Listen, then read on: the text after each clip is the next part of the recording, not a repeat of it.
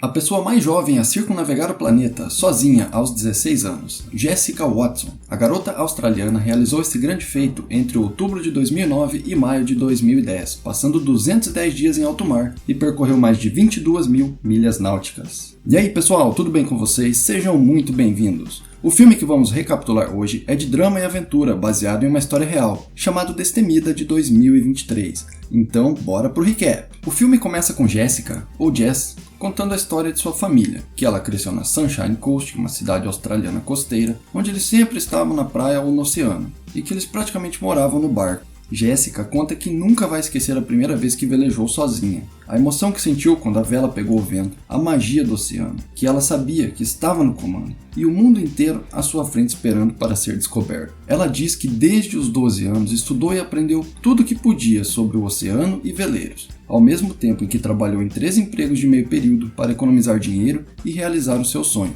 ser a pessoa mais jovem a velejar sozinha ao redor do globo. Agora, já com 16 anos, em uma viagem de teste em setembro de 2009 no Oceano Pacífico, a 30 km do litoral, após deitar para dormir, ela colide com um navio cargueiro de 63 mil toneladas. Após a colisão, ela liga para Ben, que é seu instrutor, e comunica o ocorrido. Ele pergunta se o alarme de proximidade não funcionou, e Jessica não responde. Além disso, ele pede as coordenadas, mas ela não consegue falar, pois está muito nervosa. Então Ben, que estava em seu barco monitorando Jessica, vai até a casa dos pais de Jess e comunica a colisão a eles. Ele diz que ela está errando as coordenadas, então Roger, o pai de Jessica, diz que vai chamar a guarda costeira. Ben o impede, dizendo que os repórteres vão fazer fila no cais e que eles torcem pelo fracasso dela. A mãe de Jess pergunta se o barco ainda pode velejar, e Ben responde que a Jessica avaliou que sim, e que é importante ela voltar sozinha para que ela não perca a confiança em si mesma. Enquanto ela retorna, ela relembra dos tempos de criancinha, quando estava em uma competição e ficou com medo de entrar no barco, mas seu pai a encorajou, dizendo que ela era a favorita. Então ela voltou para o barco com a sua irmã mais velha, Emily.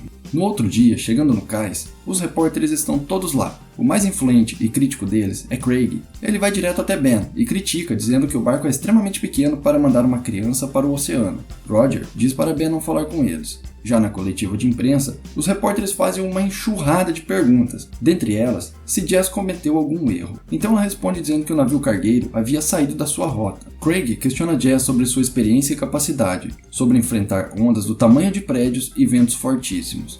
Ela responde dizendo que velejou a vida toda e acaba virando piada, pois um dos repórteres diz que foram poucos anos, já que ela só tem 16. Mas Jess não se deixa abalar e responde com firmeza que já navegou as 10 mil milhas náuticas necessárias e que está preparada. Ben complementa, assim como estar preparada para um navio cargueiro que ignora o radar. Mas Craig aperta, questionando por que os alarmes de proximidade não a alertaram. E Jess fala a verdade, dizendo que esqueceu de ligá-los. Momento em que os pais de Jess são questionados se não ficam preocupados. Seu pai, Roger, responde que ela cometeu um erro que nunca mais cometerá, e sua mãe, Julie, diz que eles não são ninguém para impedir os sonhos que ela batalhou tanto para realizar.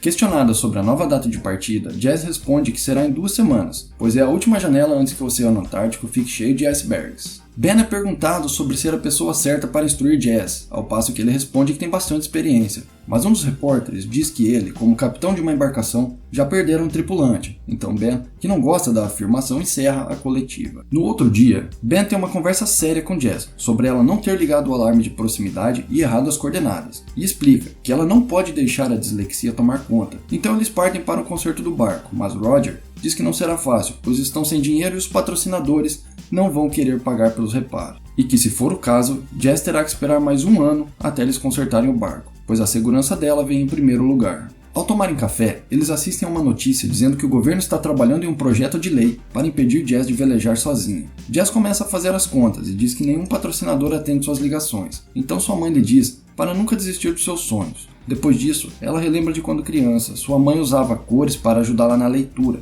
pois ela tem dislexia, um transtorno que afeta a habilidade de leitura e linguagem. Após fazer uma inspeção completa no barco, ela conversa com Ben sobre os reparos e peças necessários e sobre os custos, mas Ben apenas diz para ela entrar no barco com ele. Então Ben a leva até um galpão, onde uma equipe de voluntários está consertando seu barco. Uma ótima surpresa preparada para Jazz. Eles trabalham duro nos próximos dias para consertar o barco de Jazz a tempo, o qual é chamado carinhosamente por ela de Pink. Após Roger dar uma entrevista mal planejada, Jazz pergunta a seu pai se ele acha que ela não consegue, e fica desapontada com a resposta. Ela pergunta se ele quer que ele não vá, e ele responde que ela deve fazer tudo o que quiser, mas não pode impedi-lo de sentir medo de perder sua garotinha. À noite, Emily diz para Jazz que criou um blog para mostrar a todos as aventuras que ela vai enfrentar na viagem. No dia da partida, Craig faz mais uma reportagem polêmica, dizendo que Jazz está ignorando seus críticos e fugindo do projeto de lei do governo. Após as despedidas, Jazz entra no barco e recebe um amuleto da sorte de Ben. Ele diz que sempre retornou para casa com ele. Então ela parte rumo à sua gigantesca jornada. Esse é o primeiro dia, 18 de outubro de 2009. O filme segue com imagens maravilhosas enquanto ela se afasta da costa.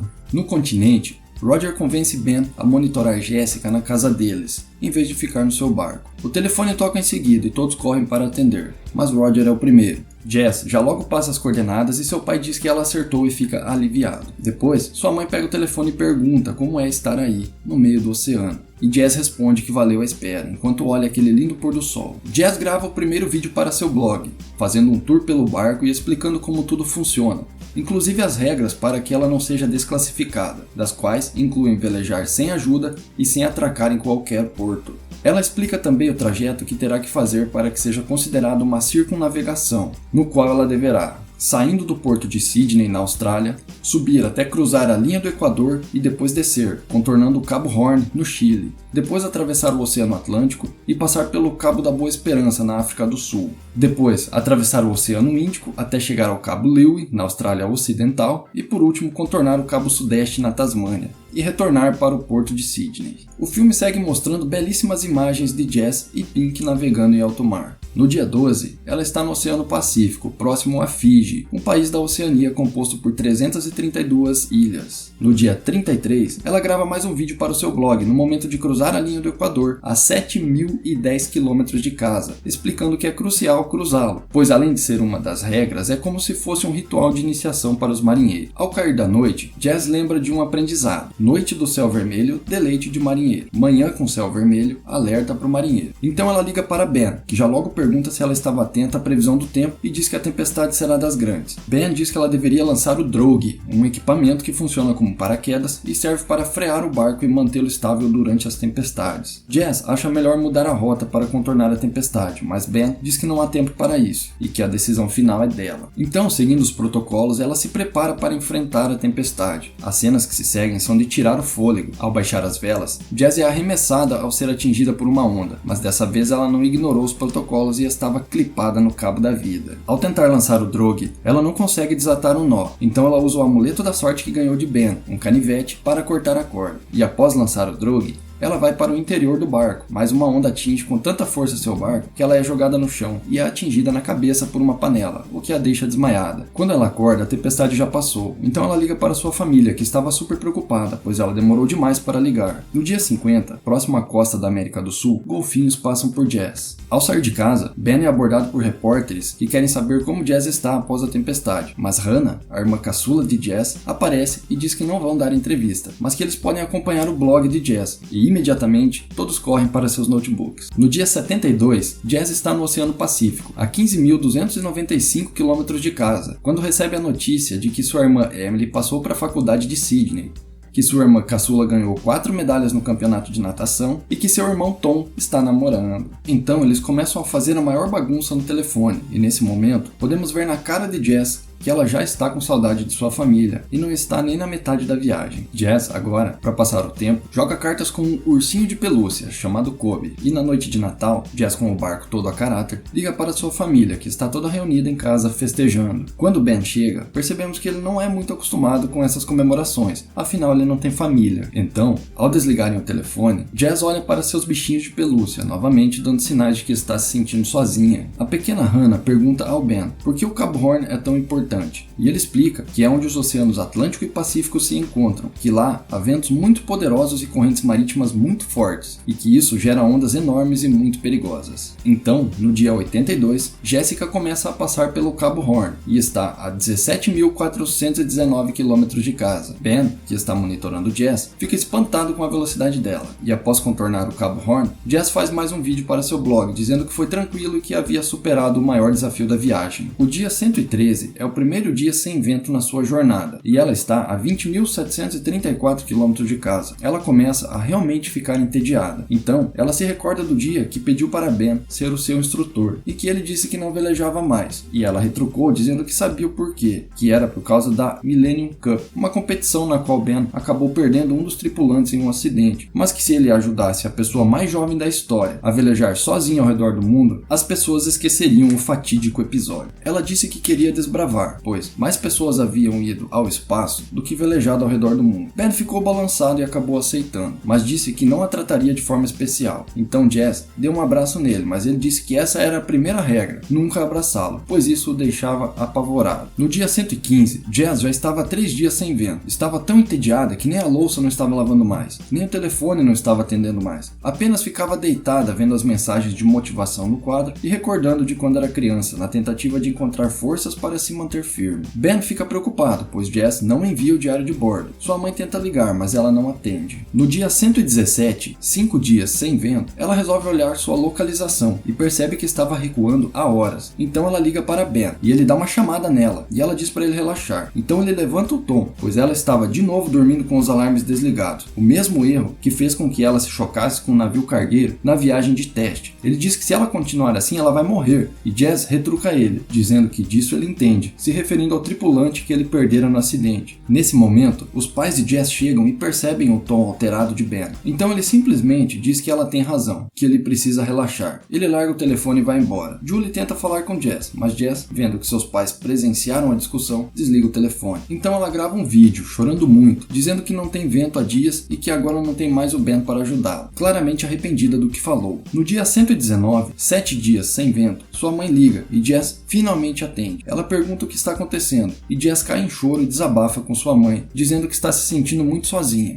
Julie acalma sua filha, dizendo que o vento vai voltar, assim como voltou para cada velejador que já completou a volta ao mundo antes dela. Julie diz para sua filha olhar para a estrela mais brilhante no céu e que saiba que toda vez que ela olhar, ela estará em casa, olhando para a mesma estrela. Então, após vários dias sem gravar para seu blog, ela resolve gravar um vídeo expondo suas dificuldades, o quanto é difícil viver o seu sonho. Ela diz que está chorando sem parar e que está cansada e dolorida, que não consegue esticar as pernas direito, que está com saudade da sua família, que sente falta do seu instrutor, que também é seu melhor amigo, que ela tentou ser durona e inabalável, mas a verdade é que ela não é assim, que nem sempre ela está bem e que às vezes até duvida de si mesmo e que tem pensado muito em desistir. Ben assiste o vídeo e se emociona. Craig, o jornalista crítico mais ferrenho de todos, assiste a declaração de Jess e visivelmente se emociona também, dando a entender que até está torcendo por Jess. Jess diz que é preciso muita coragem para admitir que não está bem, que isso é tão assustador quanto ser arrastado pelo mar em meio a uma tempestade. Então ela diz para si mesma que é Jessica Watson, que é forte, que viver seu sonho é difícil, mas que vale muito a pena, que o mundo pode ser um lugar difícil, mas também é um lugar extremamente bonito. Então ela altera a angulação das velas e um pouco de vento surge, e no outro dia ela está de volta à sua jornada com ventos fortes, e agora está passando pelo Cabo da Boa Esperança na África do Sul. Ela volta a gravar vídeos para seu blog e acaba virando notícia internacional. Ela atravessa o Oceano Índico, passa pelo Cabo Leeuwin na Austrália Ocidental, agora só resta o Cabo Sudeste na Tasmânia, antes de retornar para Sydney. E no dia 182, ela está no Oceano Antártico, a 4.892 km de casa, quando percebe uma trinca no anteparo do barco. Ela liga para seu pai e pergunta do Ben. Ele diz que Ben está monitorando ela do barco e que só precisa de um tempo. Então ela grava um vídeo, pois sabe que Ben vai assistir. Ela diz que atracaria para consertar se não fosse uma viagem sem paradas, mas que se ela não tiver nenhum obstáculo e ocorrer tudo bem na volta para casa, a Pink deve aguentar, pois fora projetada para se reestabilizar no caso de um tombamento, mas para isso ela não pode ter infiltrações. Então ela passa uma cola para vedar e torce para que funcione. No dia 197, ela ainda está no Oceano Antártico, a 2.555 km de casa. Ela liga para falar com sua família, mas de repente aparece um aviso de tempestade na tela do seu notebook. Então ela pede para falar com sua mãe, urgente. Ao mesmo tempo, Ben também recebe o aviso e fica preocupado. Jess fala que são 3 tempestades que estão indo na sua direção, 5 vezes maior que a última. Julie diz para Jess parar em algum porto, que ela não tem outra opção, mas Jess diz que não vai desistir. Então ela olha para o céu para analisar as nuvens. O noticiário anuncia que os ventos já estão com velocidade de 70 nós, o que equivale a 130 km por hora, com ondas de até 12 metros. Eles falam sobre Jess atracar no porto mais próximo e ser desclassificada, ou cortar caminho pelo Estreito de Bass, sem passar pelo quarto e último cabo, o cabo sudeste na Tasmânia, o que a protegeria da parte mais forte da tempestade, porém também a desclassificaria. Então, Craig diz que o mais importante é ela sobreviver, e novamente Jess é notícia internacional. Sua mãe insiste que ela não tem do que se envergonhar, que até os velejadores mais experientes atracariam, até o Ben faria isso. Jess não quer desapontar todos, então sua irmã Emily diz para ela olhar os comentários no blog, de várias pessoas ao redor do mundo, dando forças e dizendo que ela é uma inspiração para ela, que ela jamais desapontaria ninguém por se proteger de tamanha tempestade. Jess, pensando em não desistir, pega o mapa e começa a procurar uma saída que não a desclassifique. E ela consegue. Então, Ben vai até a casa para juntos planejarem o que fazer. Jess apresenta seu plano, dizendo que já fez todos os cálculos várias vezes e que pode evitar o pior da tempestade, sem usar o drogue, sem enfrentar as ondas, mas navegando junto com elas, deixando a Pink surfá-las. Ben diz que sem o drogue, ela estará diante de ondas de 18 metros, e Jess rebate, dizendo que sem o drogue, ela estará em cima das ondas e não será atingida. Ben insiste, dizendo que voltar para casa é o mais importante e que ela terá que atracar.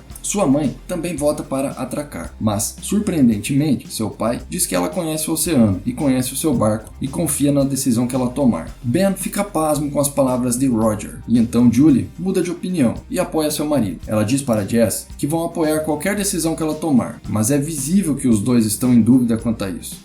Jess agradece e diz que vai tentar passar pela tempestade sem usar o drogue. Então Ben, sem outra escolha, orienta Jess, dizendo que não será nada fácil e que ela terá que aguentar o cansaço, pois a tempestade durará vários dias. E como cartada final, ele pergunta se ela entende as consequências, e Jess responde que sim. A essa altura do campeonato, os jornalistas estão praticamente morando em frente à casa dos Watson. Sua irmãzinha Hannah sai para dar uma declaração a eles, dizendo que a capitã já tomou sua decisão e vai enfrentar a tempestade. No dia 198, a 2.394 km de casa, Jess chega à costa da Tasmânia e a tempestade a alcança. Jess parece assustada, mas confiante. Emily alerta Ben para um detalhe importante: as linhas isobáricas estão próximas. Em termos leigos, é uma unidade de medida usada para indicar linhas de pressão em um mapa, e isso indica que as 3 frentes de ar estão se unindo em uma mega tempestade. Os jornais noticiam tudo enquanto Jess enfrenta o Oceano Furioso. No dia 201, a 1911 km de casa, Pink parece estar indo bem, e Jess está aguentando firme. Mas de repente, a rachadura no anteparo do barco começa a vazar. Então, Jess liga para sua família, pedindo para conversar, pois precisa de distração. Ben diz que se ela voltar, ele pegará seu barco e irá encontrá-la em Sydney, velejando por mar aberto, coisa que há muito não faz. Depois ele diz que talvez irá até sua casa, na Nova Zelândia, mas Jess deve chegar primeiro. Isso a acalma um pouco, mas de repente, Ben olha para a tela do notebook e diz: isso é impossível. Então Jess fica apavorada, pedindo para ele dizer logo que é impossível, mas a ligação cai. Jess continua confiante em seu barco, mas de repente ela resolve olhar para a janela e vê uma onda gigantesca se formando e ela terá que enfrentá-la. Pink vai subindo até quase chegar na crista da onda, mas não consegue passar por ela. E enquanto Jess implora para a onda não virar eles, a onda acaba por virar o barco, o arremessando com o mastro para baixo, e centenas de milhares de litros de água caem sobre Jess e Pink. Sob o oceano, Jess permanece aguardando e confiando que seu barco vai se desvirar e estabilizar sozinho, pois fora projetado para isso. Então, sem a influência dos ventos, tudo de repente fica calmo e Jess tem um momento de reflexão olhando para uma foto de sua família. Na casa dos Watson, o telefone toca. Julie rapidamente atende, achando que é sua filha, mas é um oficial do Centro de Coordenação de Resgate, dizendo que receberam uma notificação da Pink, o barco de Jess. Julie simplesmente desliga o telefone sem falar nada e, completamente assustada, diz para sua família que o alarme de emergência disparou e que Jess está submersa a pelo menos 4,5 metros naquele momento. Ela tenta ligar para Jess, mas sem sinal. Então, Roger tenta acalmá-la, dizendo que é só o telefone que está sem sinal devido à tempestade. Todos estão apavorados e impotentes diante da situação. Julie não aguenta, sai de casa e desaba em prantos, claramente arrependida da decisão que tomaram, deixando Jess escolher se queria ou não enfrentar a tempestade. Enquanto isso, Jess ainda está submersa, mas uma corrente acaba destombando o barco ainda sob a água, e ele ressurge magnificamente na superfície, em um mar bem mais calmo e até com raios de sol atravessando algumas nuvens. Na casa dos Watson, todos estão desolados. Eis que o telefone toca. Seu irmão Tom atende atende, e Jess diz que eles conseguiram, que a Pink a salvou e que eles deveriam ver o céu depois da tempestade, que era algo muito especial. A pequena Hannah vai até os jornalistas para comunicar o sucesso de Jess, e surpreendentemente, os jornalistas que eram contra a viagem e críticos de Jess agora estão felizes com seu sucesso. Jess conquista uma multidão de fãs ao redor do mundo. Jess vai completando seu percurso até Sydney, onde todos a aguardam, e no dia 210, Jess chega à Baía de Sydney e encontra seu instrutor e melhor amigo, Ben. Nas margens da Baía de Sydney, mais de 80 mil pessoas aguardam seu retorno. Enquanto isso, Craig fala da jovem extraordinária, que deu uma lição sobre o poder da inspiração e o impacto que uma única alma corajosa pode ter em tantas pessoas, inclusive nele.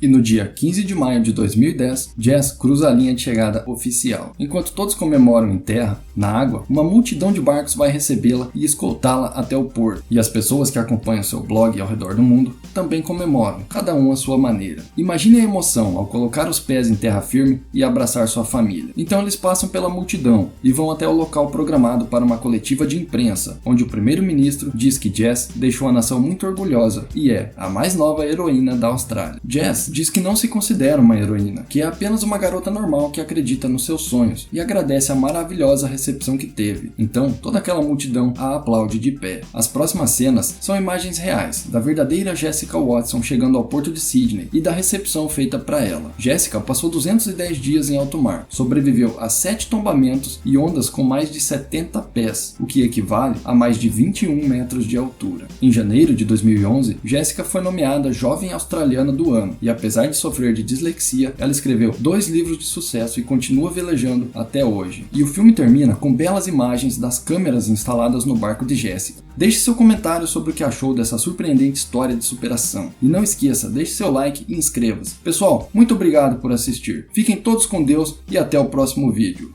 Fui!